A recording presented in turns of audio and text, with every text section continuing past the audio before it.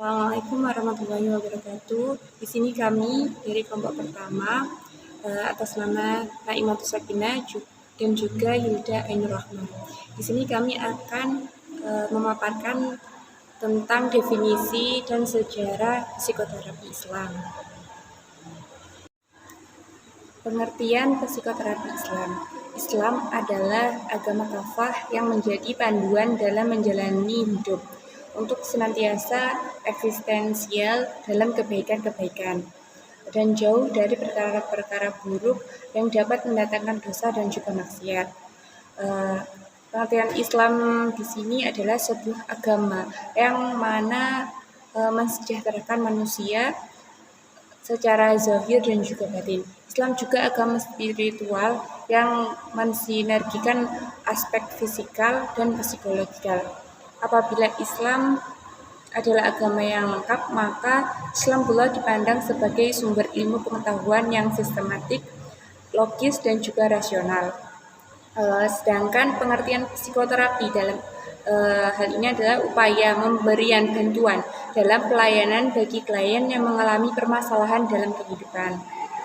Kata psikoterapi mencakup bekerja dengan banyak orang dan hubungan yang mungkin atau pemecahan masalah. Psikoterapi adalah upaya memberikan kesempatan kepada klien mengeksplorasi, menemukan, dan juga menjelaskan cara hidup yang lebih memuaskan dan cerdas dalam menghadapi sesuatu atau masalah.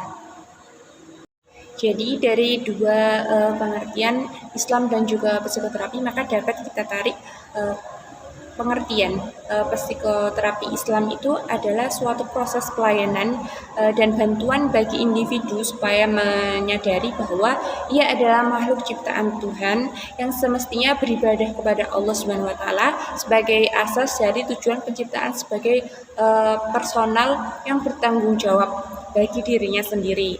Kemudian apabila tingkat kesadaran individu terus meningkat, maka aktivitas apapun yang dilakukan dapat memberikan manfaat yang positif serta memperoleh kebahagiaan dan ketenangan.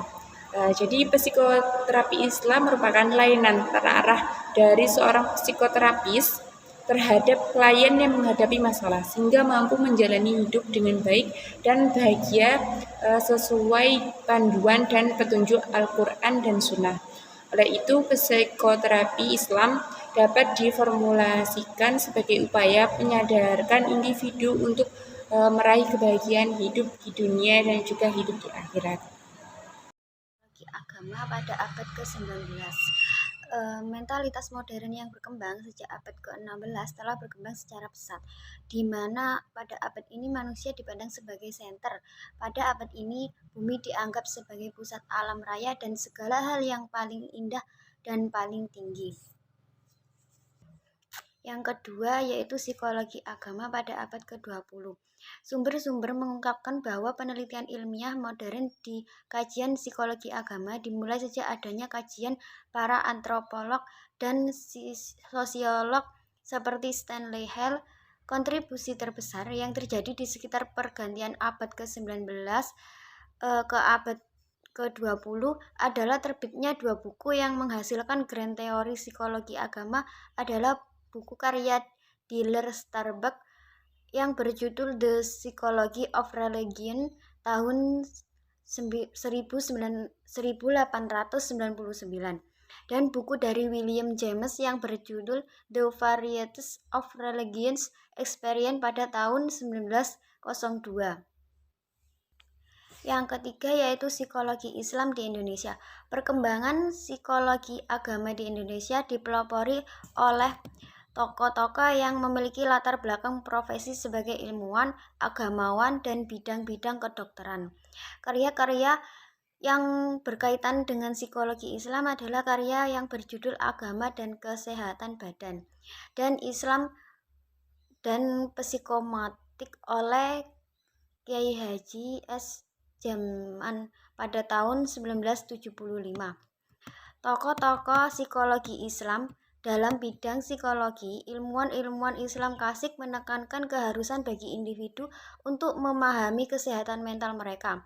Rumah sakit yang menangani pasien-pasien dengan keluhan psikiatri pertama kali dibangun oleh kalangan Muslim di Baghdad pada tahun 705 Masehi, di Fez pada awal abad ke-8, di Kairo pada tahun 800 Masehi, dan di Damaskus pada tahun 1270 Masehi.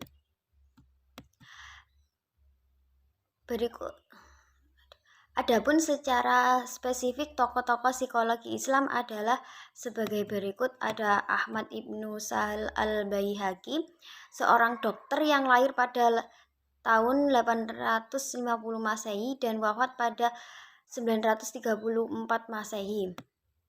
Yang kedua yaitu Ibnu Sina, yang bernama lengkap Abu Ali al-Husain bin Abdullah bin Sina, lahir pada tahun 980 Masehi di Afshanah, daerah dekat Bukhara, sekarang wilayah Uzbekistan, kemudian Persia. Yang ketiga ada Al-Ghazali yang lahir pada tahun 450 Hijriah di desa Tus, wilayah Khurasan, Iran. Yang keempat Najm al-Din Muhammad dan Zakaria Razi pada abad ke-10 memaparkan berbagai penyakit mental secara rinci berdasarkan pengamatan yang diteliti terhadap pasien-pasien yang mengidap penyakit mental. Yang kelima Ibnu al-Haytham dan tokoh kontemporer, dikenal sebagai penemu psikologi eksperimental dan psikofisik dalam kitab Al-Ain. Demikian juga Al-Kindi yang dikenal sebagai perintis psikologi eksperimental yang secara empiris memperkenalkan waktu reaksi antar organ-organ. Demikian yang bisa kami sampaikan. Mohon maaf kurang lebihnya. Wabillahi taufik wal hidayah. Wassalamualaikum warahmatullahi wabarakatuh.